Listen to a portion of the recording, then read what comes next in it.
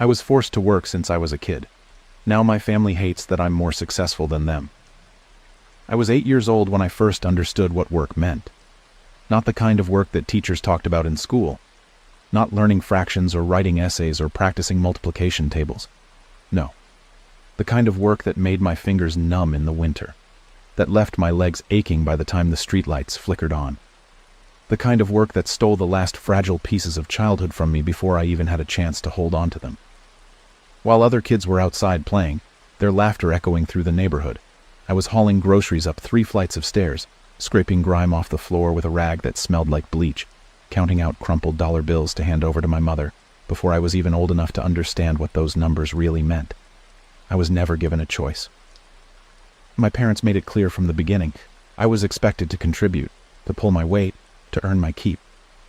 I asked once why my older brother didn't have to do the same. My mother's answer was swift, dismissive. "He's not as strong as you," she said, barely looking up from where she was folding laundry. I didn't question it again, because even at 8 years old, I already understood something else, something much more painful than scraped knees or sore muscles. Fairness was never meant for me. The years blurred together in a series of thankless chores, endless responsibilities, and the sinking realization that no matter how hard I worked, it was never enough. By the time I was 12, I was waking up before dawn to run errands before school, dropping off payments for bills that weren't mine, standing in line at the supermarket with a grocery list that my mother scrawled onto the back of old envelopes.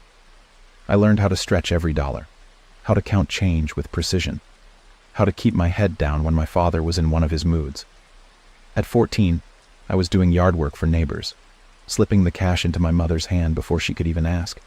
The words were unspoken, but I knew what was expected of me. I wasn't working for me. I was working for them. At 16, while my classmates went to the mall, to the movies, to late-night parties filled with reckless laughter and teenage rebellion, I was behind the counter at a gas station, ringing up cigarettes and lottery tickets for people who barely looked at me. My feet ached. My back hurt. My future felt like a vague, unreachable dream. And yet, when I asked if I could keep a little of the money I made, just a small piece of what I had earned, my father scoffed. "Don't be selfish," he said, flicking the ash off his cigarette. "You think we don't all sacrifice?" That night, I lay awake in bed, staring at the ceiling, my hands curled into fists beneath the blanket. Was it selfish to want something of my own? Was it selfish to dream about a life where I wasn't just a worker in my own family? I didn't have the answer then, but I would. I left the day I turned 18, not in some grand, dramatic scene. No yelling, no slammed doors, no burning bridges. Just a suitcase filled with clothes that barely belonged to me, and a quiet, unwavering decision. I had spent my childhood working for them. My teenage years had been nothing but sacrifices I never agreed to make. And now I was finally going to work for myself. At first, it wasn't easy. The real world wasn't kind to people who had no safety net, no backup plan, no family to fall back on. I had to scrape together rent for a tiny, run-down apartment, juggling 2 jobs while taking night classes. There were nights I fell asleep sitting up, exhaustion pressing down on me like a weight I couldn't shake. There were mornings when I wondered if I had made a mistake, if I should have just stayed, swallowed my pride, accepted my place as the worker of the family. But then I reminded myself, they never saw me as one of them. Not really. I wasn't their child. I was their free labor, and I had spent too many years being grateful for nothing. So I worked, and I climbed. By the time I was 25, I had built something they never expected. Success, real success. The kind that came with stability, with comfort, with the ability to walk into a store and buy something for myself without second-guessing whether I deserved it. And when they found out, they weren't proud. They were angry. I should have known better. I should have expected it. But some naive, hopeful part of me had still believed maybe now they'd be happy for me. Maybe now they'd finally see me as more than just a worker. I was wrong. When I visited home in years, my father barely looked at me. My mother pursed her lips, eyes scanning my clothes, my posture, the way I held myself now. "You think you're better than us," she muttered. I blinked, startled. "What?" "You heard me," she snapped. You think you're better than your family just because you got a little money." I laughed, actually laughed. A bitter, humorless sound. "I think," I said slowly, "that I finally got what I deserved." My brother scoffed from the couch, shaking his head. "You're so arrogant now, acting like you made it on your own. We made you strong." Strong. That's what they had always told me, wasn't it? That I should be grateful for the work, for the struggle, for the endless sacrifices that had never been their own. I exhaled, running a hand through my hair. "You didn't make me strong," I said quietly. "You just made me leave." It was later that night, long after the arguments had settled into cold, stony silence, that I learned the truth. My aunt pulled me aside, her lips pressed into a tight line. "You ever wonder why it was always you?" she asked, voice low. I frowned. "What do you mean?" "Why it was always you who had to work. Why it was always you who had to pull your weight while your brother got to live easy." I shook my head, my stomach twisting. She exhaled sharply. "Because you were never supposed to leave," she murmured. "They raised you to be the one who stayed, the one who worked, the one who took care of them when they got old. That was the plan all along." I stared at her, the words sinking into my bones like ice. It had never been about teaching me responsibility, never about building my character. It had been a trap, a lifetime of labor, a future of servitude, and I had ruined it by becoming something more. I swallowed hard, the weight of it all pressing against my ribs. Then, slowly, I nodded. "Good," I said. She looked surprised. "Good?" I turned to leave, my heart pounding, my mind already made up. "Because now," I said, "they have no one left to save them." And I walked away. The air was thick with tension when I left my parents' house that night, a suffocating blend of resentment and disbelief clinging to my skin like humidity before a storm. The words my aunt had whispered to me still echoed in my head, a bitter truth that had been hiding beneath my memories for years, unnoticed but ever present. They raised you to be the one who stayed, the one who worked, the one who took care of them when they got old. That was the plan all along. A trap. A future they chose for me before I was even old enough to choose for myself. The revelation should have made me furious. Maybe it did, but mostly it left me cold. Cold in a way I hadn't felt before, because this wasn't the kind of anger that burned hot and wild, the kind that demanded screaming or breaking things. No, this was something quieter, sharper. It was the moment before a final decision, and that terrified them. I knew it the second my mother called me the next day.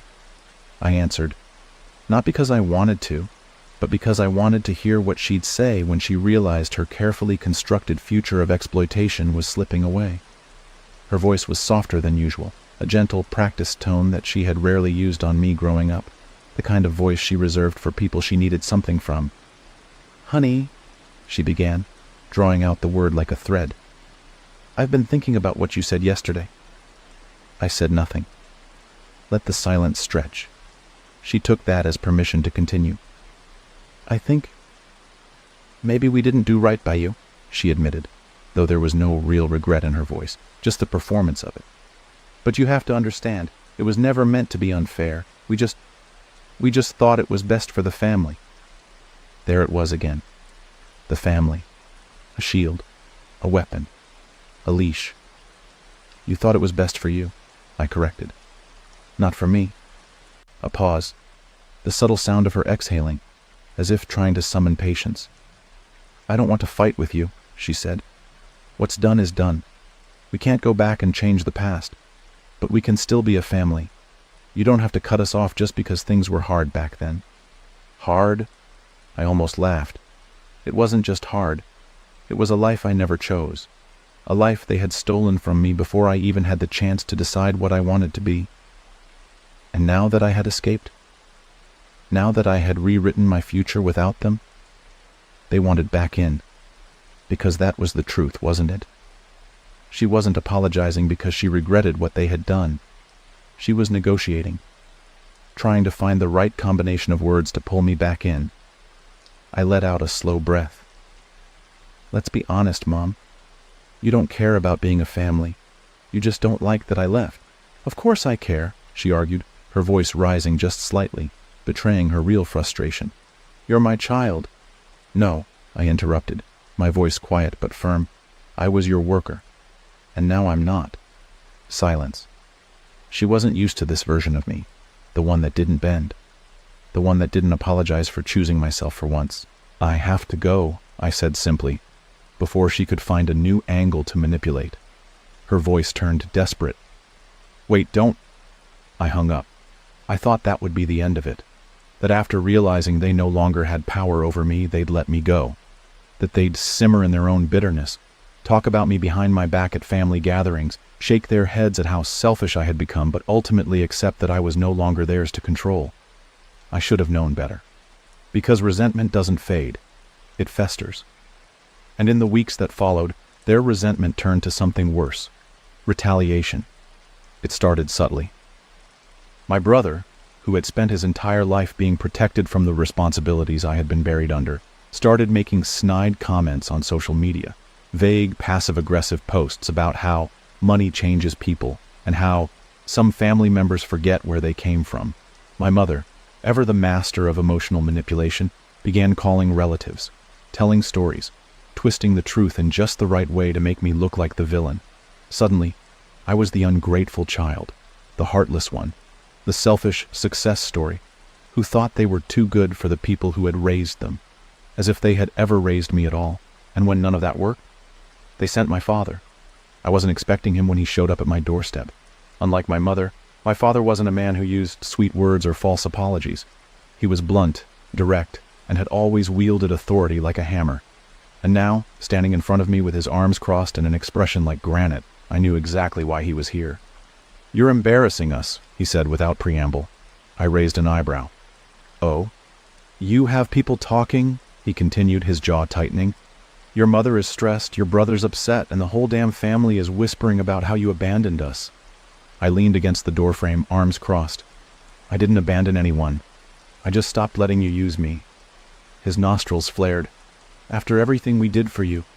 I let out a sharp, humorless laugh. "Everything you did for me?" I repeated. "You mean making me work since I was a kid? Making me pay bills before I was old enough to drive?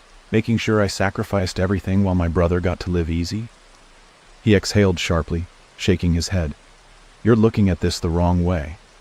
"No, I'm finally looking at it clearly." His lips pressed into a thin line. "You're a part of this family, whether you like it or not. And in a family, we take care of each other." Ah, there it was. I tilted my head, pretending to consider his words. "You're right," I mused. "Families do take care of each other." Then I smiled. "But you never took care of me." His mouth opened, then closed. His hands clenched at his sides, the first true flicker of uncertainty crossing his face. I let the moment stretch, let him feel the weight of his own words crashing back down on him. Then, slowly, deliberately, I stepped back and shut the door in his face. That was the moment I knew. They had lost.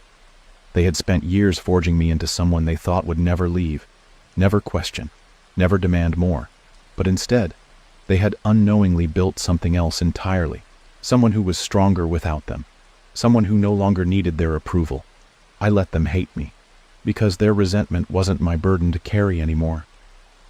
The silence after I shut the door was thick, heavy, filled with an expectation that I would open it again, that I would second-guess myself, let my father's words sink in, and feel the familiar weight of obligation press down on my shoulders. But I didn't open it. I didn't hesitate. Instead, I locked it. And with that single, deliberate click of the deadbolt, something in me settled. For years, they had dictated the rules of my existence. They had stolen my childhood, dictated my sacrifices, and buried me in responsibilities while pretending it was for my own good. But that era of my life was over now. I was done explaining myself. I was done defending my success. I was done seeking permission to be free. The following weeks were a storm. Not a raging, destructive storm. No, this was a slow, creeping one. The kind that built itself in the distance, gathering strength, growing darker by the day. At first, my parents did what they had always done. They tried to guilt me. The texts came first, always from my mother, coded in artificial concern. "Mom, I just don't understand how you can throw your family away like this. Mom, you're not the child I raised. Success has made you cruel. Mom, I hope you can live with yourself knowing you've broken this family apart. Then came my brother, who had never lifted a finger to help me when I was the one struggling, but now seemed deeply invested in my apparent betrayal. Brother, you really think you're better than us now? Brother, you act like you did everything on your own, but you wouldn't be where you are without our family. That one actually made me laugh. Without our family? What exactly had they given me? A childhood spent working? A home where I was only valued for what I could provide? A lifetime of being told that my dreams didn't matter because I had a role to play? If I had listened to them, I would still be there, trapped, working, giving, sacrificing. But I didn't respond. I let them spiral, let them drown in their own bitterness. And then, when guilt failed, when they realized I wasn't falling for the same old games anymore, they turned to anger. It was my father who finally lost patience. One night, while I was home, my phone rang. I didn't even have to check the caller ID. I knew it was him, and for reasons I couldn't fully explain, I answered. Maybe because I wanted to hear it for myself, maybe because I was waiting for this exact moment. I barely got out a greeting before his voice cut through the receiver, sharp and furious. "You think you're too good for us now?" he snapped. I didn't answer. "You think money makes you better? Makes you a different person? You're still my son, my blood." His voice lowered, growing cold. "And you owe us." There it was. The real truth. Not carefully wrapped in guilt or concern, not softened by fake affection. Just the demand, the expectation. I exhaled slowly. "I don't owe you anything." "Yes, you do," he snarled. "You think we took care of you for free? You think all those years under our roof didn't cost us? We put food in your mouth. We gave you a place to live. And now you want to turn your back on us?" I let the silence stretch. Not because I was shocked. Not because I was searching for the right words. But because in that moment I felt nothing. No anger, no hurt, no lingering hope that maybe, just maybe, they could still change. Just emptiness. And that's when I knew. There was nothing left between us. "Consider this my final payment," I said quietly. "I paid for my childhood with my labor. I paid for my freedom with my success. And now? Now, I don't owe you a damn thing." I could hear his breathing, sharp and shallow.